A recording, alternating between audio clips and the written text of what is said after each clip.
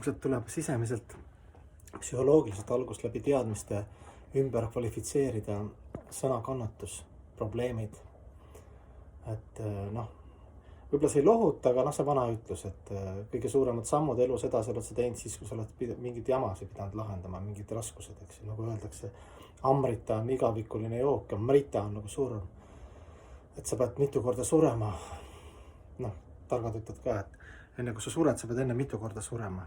Need üleelamised, raskused, äkki need ongi kõige paremad kuurud. Nad ei ole küll teretulnud, et me nüüd pea ees viskume ja me ei pea ilmtingimata progresseerima läbi kannatustega oma kogemustest rääkides või mõnede teiste vaadates kõrvalt, et kõige suuremad samme ikkagi teeme, kui need head kuurud tulevad, eks ju. Kehalised probleemid, kohe on vaja mõtelda jälle toitumise peale või harjumuste peale, eks ju. Suhteprobleemid jälle on vaja kuskil süveneda, mõelda, kuidas jääda armastusse. Et ilmselt siin tuleb täiesti ümber mõtestada.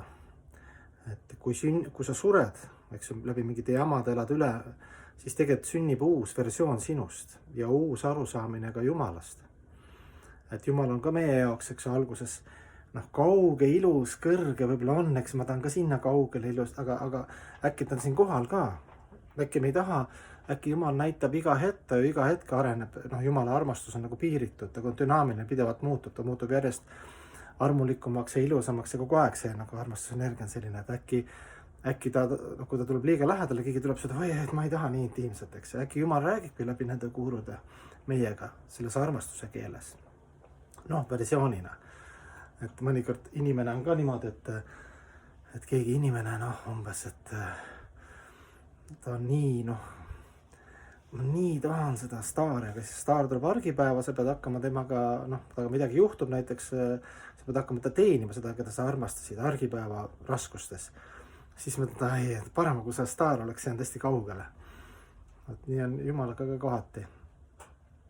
Et Jumal on kogu aeg siin ja praegult, aga see versioon, meie versioon Jumalast võib-olla me ei meeldi, me ei ole valmis, me ei taha tegelikult, et Jumal tuleb meie ellu läbi nende rapustuste, kus ta tahavad, et minu madalam versioon sureks ja minust uus terve versioon ärkaks ellu, parem versioon.